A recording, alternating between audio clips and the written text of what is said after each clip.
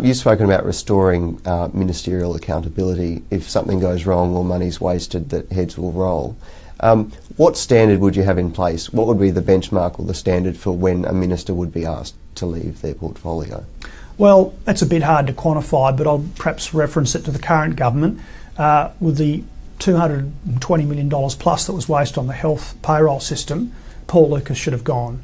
And if, God forbid that would happen if we were the government, but that's an example of where heads would roll. He should have gone.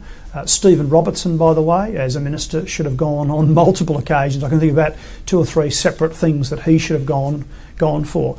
And we will be accountable in that way. And Anna Bligh has always refused to see anybody go for not doing the right thing by Queenslanders. With the health payroll one, I don't want to get bogged down with the Paul Lucas issue, but Premier's argument on that was that he was relying on technical advice. Is it a good enough excuse? I'm talking about in a future LNP government.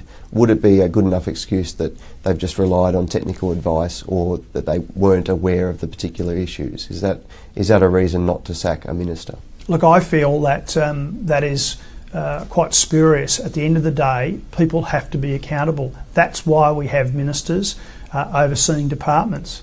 That's the principle that's always been around.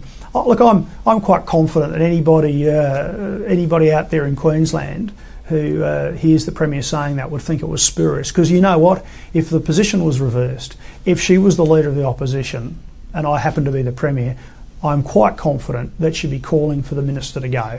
So, I mean, look, again, that's just their nonsense. So in government, you'll insist on the Westminster principle that even if they're not aware of it, something major in their portfolio, they may sometimes have to take responsibility with their job. I'll be pretty clear that people have to take responsibility. I mean, I think the only real legitimate excuse if someone is deliberately misled, if public servants are quite, almost fraudulently have not informed a minister or concealed it, or there's a trail which shows that quite serious and maybe even criminal acts have occurred, to deceive the minister, that's another thing. But a minister's job is to be across the brief, is to ask the right questions, is to actually get into the detail and make sure that the public and their money are always protected. That's what it's about. Right.